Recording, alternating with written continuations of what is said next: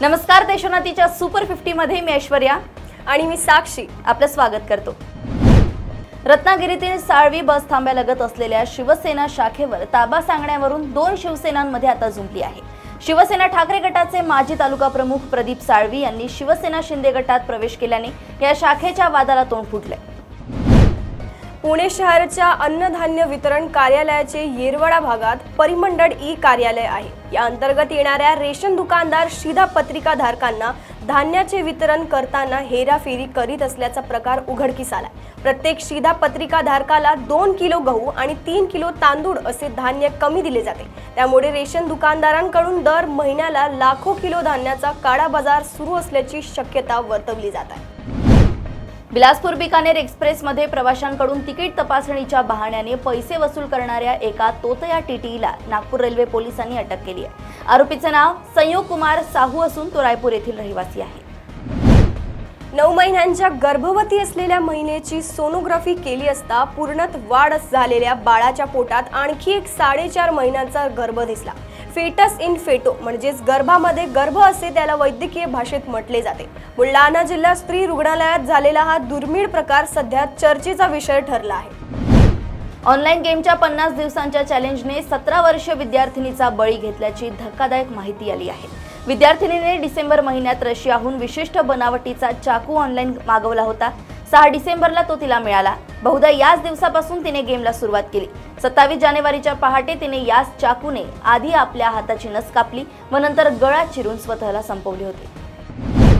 कासार शिरंबे येथे ऊसतोड मजुरांनी शिकार करण्याच्या उद्देशाने लावलेल्या सापाड्यात एक बिबट्या अडकला। ही बाब लक्षात आल्यानंतर गावच्या पोलीस पाटलांनी वन विभागात खबर दिली। यावर वन विभागाच्या पथकाने परिसरात शोधाशोध करून वन्य प्राण्यांच्या शिकाराची प्रयत्न केल्याप्रकरणी 5 ऊसतोड मजुरांना ताब्यात घेऊन त्यांच्या विरोधात वन्यजीव संरक्षण कायद्यानुसार गुन्हा नोंद केला आहे। धुळे जिल्ह्यात अद्याप बर्ड फ्लू पासून एकाही पक्षाचा मृत्यू झाला नसतानाही पशुसंवर्धन विभागाकडून अत्यावश्यक त्या उपाययोजना करण्यास सुरुवात करण्यात येत आहे। सतर्कता म्हणून 27 जलद प्रतिसाद पथके कार्यान्वित करण्यात आल्याची माहिती पशुसंवर्धन उपायुक्त डॉक्टर गिरीश पाटील यांनी दिली आहे। सिंहगड रस्त्यावरील पानमळा परिसरात टोळक्याने दहशत माजवली। कोयते उगारून टोळक्याने दुचाकी, रिक्षा तसेच मोटारीच्या काचा फोडल्या। या प्रकरणी 5 ते 6 जणांविरोधात गुन्हा दाखल करण्यात आला आहे। पदपथावर लापलेल्या दुचाकीवर कारवाई करणाऱ्या वाहतूक शाखेतील पोलीस कर्मचाऱ्याला 2 महिलांनी धक्काबुक्की केल्याची घटना हडपसर भागात घडली।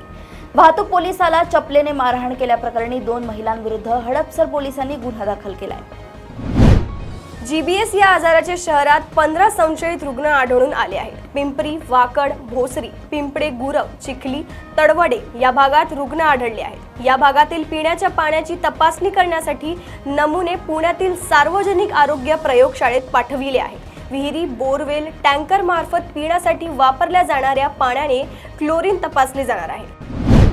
पैशांच्या लोभापोटी अनेकांची बनावट विवाह लावून तरुणांची फसवणूक करणाऱ्या दलालांसह 9 जणांविरोधात धुळे येथील पश्चिम देवपूर परिसरात गुन्हा दाखल झालाय। संशयितांकडे अनेक बनावट आधार कार्ड आढळून आले असून या प्रकरणात वाशिम, यवतमाळ, अमरावती, नाशिक, मालेगाव येथील महिला, मुलींसह युवकांचा सहभाग आढळून आलाय। पुण्यात नगर रस्त्यावरील वाहतूक कोंडीची पाहणी करण्यासाठी पोलीस आयुक्त अमितेश कुमार मंगळवारी स्वतः रस्त्यावर उतरले। वाघोली परिसरातील कोंडी, सिग्नल व्यवस्था, कोंडीची ठिकाणांची पाहणी करण्यासाठी पोलीस आयुक्त अधिकाऱ्यांबरोबर 1.5 किलोमीटर चालत गेले। कल्याण परिमंडळाचे पोलीस उपायुक्त अतुल झेंडे यांनी कल्याण डोंबिवली शहरे नशामुक्त करण्याचे अभियान सुरू केले आहे। या अभियानांतर्गत मागील 2 दिवसात उपायुक्तांच्या नियंत्रणाखालील विशेष अंमली पदार्थ विरोधी पथकाने डोंबिवली शहराच्या विविध भागात कारवाई करून 3 गांजा तस्करांना अटक केली आहे। मंदिरातील प्रसाद खाल्ल्यावर तासगाव तालुक्यातील आरवडे गावातील 28 मुलांना विषबाधा झाल्याचा प्रकार समोर आला असून आरोग्य केंद्रात उपचार केल्यानंतर त्यांना रात्री घरी पाठविण्यात आले। रविवारी एका मंदिरात महाप्रसादाचे आयोजन करण्यात आले होते। या महाप्रसादातील शिल्लक राहिलेल्या पदार्थाचे वाटप सोमवारी दुपारी स्थानिक शाळेतील 5वी व 6वीच्या विद्यार्थ्यांना करण्यात आले आहे। विट्याजवळ कारवे औद्योगिक वसाहतीमध्ये सांगली पोलिसांनी मेफेड्रोन म्हणजेच एमडी उत्पादन करणाऱ्या कारखाना उद्ध्वस्त करत 29 कोटी 73 लाखांचा साठा जप्त केलाय। या प्रकरणी गुजरातच्या एका तरुणासह 3 अटक केली आहे। हे अंमली पदार्थ या ठिकाणी तयार करून त्याची तस्करी केली जात होती। चिखली कुदवाडीतील भंगार दुकाने, गोदामे, कंपन्या, हॉटेल, वर्कशॉप्स, बेकरी अशी अनधिकृत बांधकामे आणि पत्रा शेड उभारलेल्या 5,000 आस्थापनांना महापालिकेने नोटीस बजावल्या आहेत। अनधिकृत बांधकामे आणि पत्रा शेड 15 दिवसात काढून टाकावे, अन्यथा ती पाडण्याचा इशारा नोटीसद्वारे दिला आहे। पुणे पंढरपूर पालखी महामार्गावर फलटण तालुक्यातील निंभोरे हद्दीतील गावाच्या शेतात एक बिबट्या मृतावस्थेत आढळून आलाय। यामुळे परिसरात खळबळ निर्माण झाली आहे। त्याचा मृत्यू नक्की कशामुळे झाला असावा याचा वनविभाग तपास करत आहे। उल्हासनगरमध्ये एका 6 दिवसाच्या बालिकेची आई वडिलांनी एका जोडप्याला 90,000 रुपयांना विक्री केली असल्याचा धक्कादायक प्रकार उघडकीस आलाय। या प्रकरणात उल्हासनगरमधील मध्यवर्ती पोलीस ठाण्यात 6 जणांवर पोलिसांनी गुन्हा दाखल केला आहे। बेस्टच्या विद्युत विभागात मोठ्या प्रमाणावर पदे रिक्त असून रिक्त पदे भरण्याची प्रक्रिया अखेर सुरू झाली आहे। विद्युत पुरवठा विभागातील जोडारी सहाय्यक म्हणजे जॉईंटमॅन या पदासाठी बेस्ट उपक्रमाने कर्मचाऱ्यांकडूनच अर्ज मागवले आहेत। राष्ट्रीय ग्राम स्वराज्य अभियानांतर्गत चंद्रपूर जिल्ह्यातील 11 ग्रामपंचायतीसाठी निधी उपलब्ध करून देण्यात आला आहे। या ग्रामपंचायतीच्या बांधकामाला प्रशासकीय मान्यता मिळाली असून कामही सुरू करण्यात आले आहे। विधानसभा निवडणुकीत भाजपाचे विधान परिषदेचे आमदार रणजितसिंग मोहिते पाटील यांनी पक्षविरोधी काम केल्याचा आरोप आहे। त्यांच्या विरोधात भाजपा कारवाई करण्याची शक्यता आहे। काही दिवसांपूर्वी मोहिते पाटील यांना पक्षाने कारणे दाखवा नोटीस देखील पाठवली होती। शासकीय तथा निमशासकीय कामात सिहोरा परिसरात विना रॉयल्टीचा मुरमास सर्रास वापर होत आहे। शेतशिवार खोलीकरणाच्या नावावर रॉयल्टी काढली जात नाही। या मुरमाची विल्हेवाट पाणंद रस्ते, डांबरीकरण रस्त्याच्या कामात लावली जात आहे। यात लाखो रुपयांचा महसूल बुडत असतानाही हाकेच्या अंतरावर असणाऱ्या तलाठी कार्यालयाचे लक्ष मात्र नाही आहे। सहकार क्षेत्रात महत्त्वपूर्ण बँक म्हणून ओळखल्या जाणाऱ्या जिल्हा मध्यवर्ती सहकारी बँक आणि शिक्षक सहकारी बँक वर्तुळात उच्च न्यायालयाच्या निकालानंतर खळबळ उडाली आहे। निकालामध्ये शिक्षक बँकेतील 5 विरोधी संचालकांवरील अविश्वास प्रस्ताव न्यायालयाने वैध ठरवलाय। न्याय मिळत नसल्यानं कन्नड तालुक्यातील दिव्यांगांना आत्महत्येचा टोकाचा पाऊल उचलले। कुटुंबियांनी न्याय देण्याच्या मागणीसाठी प्रहार संघटनेच्या कार्यकर्त्यांनी मृतदेह तहसील आवारात नेला। प्रशासनाचे आश्वासन दिल्यावर पोलीस बंदोबस्त अत्यविधी करण्यात आले आहेत। मस्साजोगचे सरपंच संतोष देशमुख यांच्या हत्येला 50 दिवस उलटले असून या प्रकरणात एक आरोपी अजूनही फरार आहे। धनंजय मुंडे यांचा राज्य सरकारने 4 दिवसात राजीनामा घेतला नाही तर कोर्टात दाद मागणार असल्याचे सांगत सामाजिक कार्यकर्ता अंजली दमानिया यांनी उपमुख्यमंत्री व बीडचे पालकमंत्री अजित पवार यांना 96 तासांचा अल्टिमेटम दिलाय।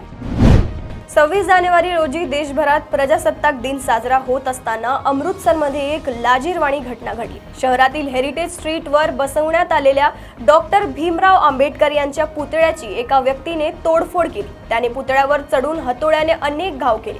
आरोपीला लोकांनी पोलिसांच्या ताब्यात दिले आहे। जगातील सर्वात प्रसिद्ध एअरलाइन्सपैकी एक असलेल्या कतार एअरवेज बाबतचा एक मोठा दावा सोशल मीडियावर व्हायरल होतो आहे। काही युजर्स सोशल मीडियावर दावा करतायत की कतार एअरलाइन्सने पाकिस्तानमधील सर्व कार्यालये आणि सेवा बंद केल्या आहेत, परंतु कतार एअरलाइन्सने सर्व दावे फेटाळले आहेत।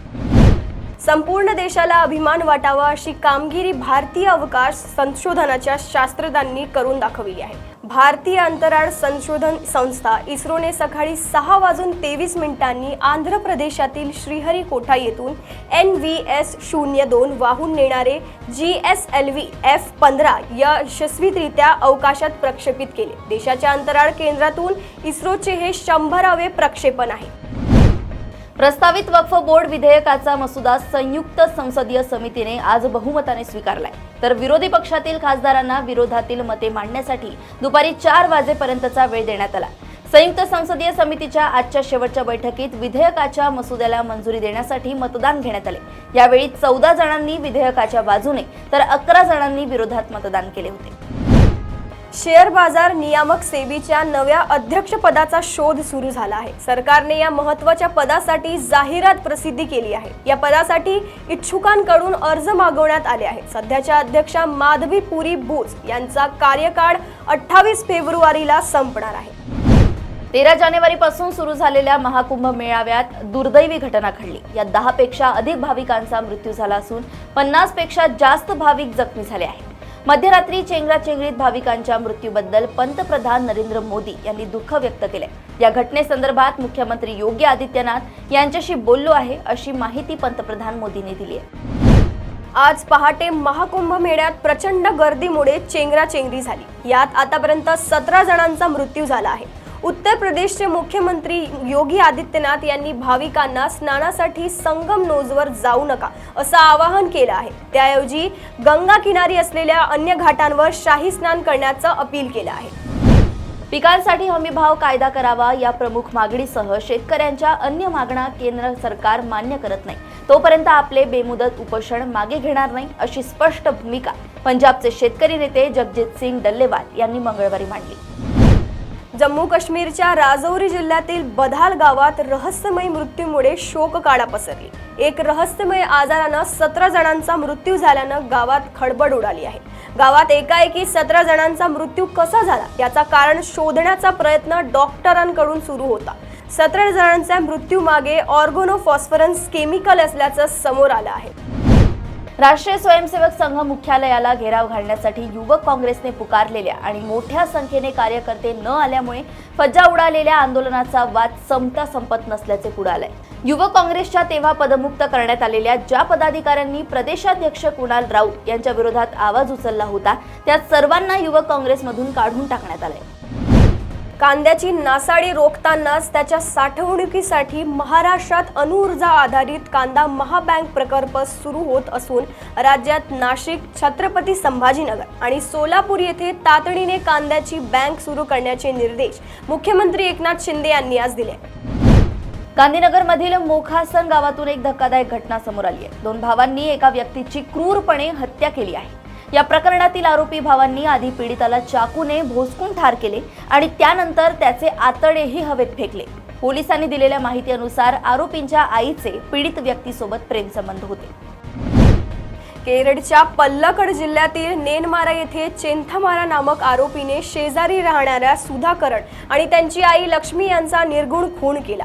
5 वर्षापूर्वी याच चेंथामाराने सुधाकरण यांची पत्नी सजिथा यांचा खून केला होता व जामिनावर बाहेर येताच त्याने परत तेच केले। या घटनेमुळे स्थानिकांमध्ये मात्र मोठा रोष पाहायला मिळाला। संतप्त जमावाने पोलीस ठाण्याबाहेर जमून आंदोलन केले, ज्यामुळे पोलिसांना सौम्य बळाचा वापर करावा लागला।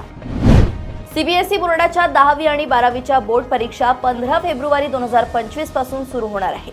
या पार्श्वभूमीवर बोर्डाने परीक्षा नियमानुसार पार पाडण्याबाबतच्या सूचना शाळांना देण्यात आल्या आहेत। परीक्षेतील गैरप्रकार आणि त्यासाठीच्या शिक्षांची माहितीही जाहीर केली आहे। परीक्षेपूर्वी ही माहिती विद्यार्थ्यांपर्यंत पोहोचवण्याचा आदेश मंडळामार्फत या शाळांना देण्यात आला आहे। दप्तरातील प्रत्येक विषयाच्या वह्यांचे वजन कमी व्हावे या उद्देशाने शालेय शिक्षण विभागाने पाठ्यपुस्तकाचं वहीची कोरी पाने जोडण्याचा निर्णय घेतला होता। मात्र ही कोरी पाने असतानाही विद्यार्थी वह्या आणत असून कोऱ्या पानांचा उपयोग होत नसल्याचे लक्षात आल्यानंतर आता शालेय शिक्षण विभागाने पुस्तकांमधील वह्यांची ही कोरी पाने काढून टाकण्याचा निर्णय घेतला आहे। अखिल भारतीय आयुर्विज्ञान संस्था नवी दिल्ली आपल्या 20 सहयोगी संस्था आणि केंद्र सरकारच्या 8 संस्थांमधील ग्रुप बी व ग्रुप सी मधील शिक्षकेतर कर्मचारी पदांच्या भरतीकरिता कॉमन रिक्रुटमेंट एक्झामिनेशन घेणार आहे। या CRE मधून उमेदवार एकूण 66 ग्रुपमधील पदांसाठी पात्र ठरणार आहेत। अभिनेता सैफ अली खान याच्यावर 16 जानेवारीला हल्ला करण्यात आला। या हल्ला प्रकरणातील आरोपीला न्यायालयीन कोठडी सुनावण्यात आली आहे। आरोपी मोहम्मद शहजाद याला 19 जानेवारीला अटक करण्यात आली होती। तेव्हापासून तो पोलीस कोठडीमध्ये होता। आता त्याला न्यायालयाने 14 दिवसांची न्यायालयीन कोठडी सुनावली आहे। बॉलिवूडमध्ये अनेक स्टार किड्सला लॉन्च करणारा करण जोहरनं एक घोषणा केली आहे। सैफ अली खानचा लाडका मुलगा इब्राहिम अली खानला करण हा लॉन्च करणार असल्याचं समजत आहे। करण जोहरनं त्याच्या अधिकृत इंस्टाग्राम अकाउंटवर इब्राहिमचे काही डॅशिंग फोटो शेअर केले आणि त्याच्या बॉलिवूड पदार्पणाची घोषणा केली आहे। मराठी अभिनेता आणि दिग्दर्शक हेमंत ढोमे याचा फर्स्ट क्लास दाभाडे हा चित्रपट 24 जानेवारीला रिलीज झाला। या चित्रपटाला प्रेक्षकांचा चांगला प्रतिसाद मिळत असून पहिल्या 3 दिवसांमध्ये या चित्रपटाने 2 कोटींचा टप्पा पार केला आहे।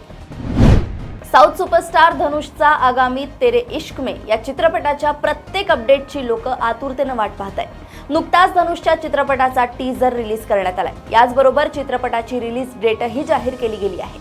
धनुष आणि कृती स्टारर तेरे इश्क में हा चित्रपट 28 नोव्हेंबर 2025 रोजी रुपेरी पडद्यावर प्रदर्शित होईल। भारत आणि इंग्लंड यांच्यातील सुरू असलेल्या 5 सामन्यांच्या T20 मालिकेत यजमान संघाला तिसऱ्या सामन्यात 26 धावांनी पराभव पत्करावा लागला। राजकोटमध्ये खेळल्या गेलेल्या या सामन्यात भारताने प्रथम गोलंदाजी केली आणि इंग्लंडला 171 वर रोखले, पण लक्ष्याचा पाठलाग करताना भारताने नियमित अंतराने विकेट गमावल्या आणि त्यांचा डाव 145 वर संपुष्टात आला। या सामन्यात भारताची संपूर्ण फलंदाजी पूर्णपणे अपयशी ठरली। फलंदाजांमध्ये तिलक वर्मा याचं नाव आघाडीवर आहे। तिलकने स्फोटक फलंदाजी केली आहे, त्याला या कामगिरीचा फायदा देखील मिळालाय।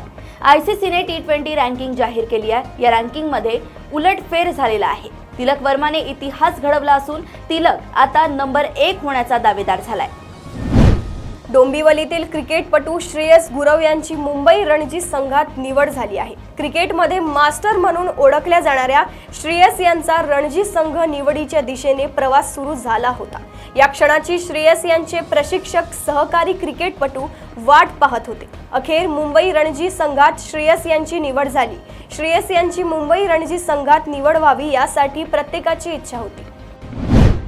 शोएब मलिक याच्यासोबतच्या घटस्फोटानंतर सानिया मिर्झा मोहम्मद शमीला डेट करत असल्याचे सांगितले जाते, मात्र यावर दोघांनीही काहीच भाष्य केले नाहीये। आता शोएब मलिक सोबतच्या घटस्फोटानंतर सानिया मिर्झा हिने एक अत्यंत मोठा निर्णय घेतलाय। तिने शोएब मलिकचे नाव काढून टाकण्याचा निर्णय घेतलाय। घटस्फोटानंतर तिने हे पाऊल उचलले।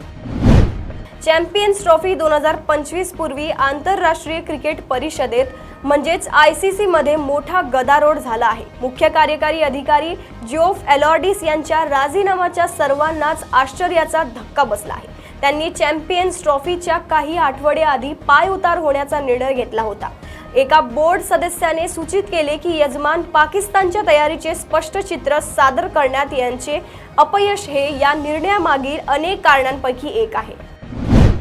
तर या होत्या आजच्या सुपर 50 बातम्या। अशाच बातम्या जाणून घेण्यासाठी तुम्ही बघत राहा देशोन्नती। नमस्कार।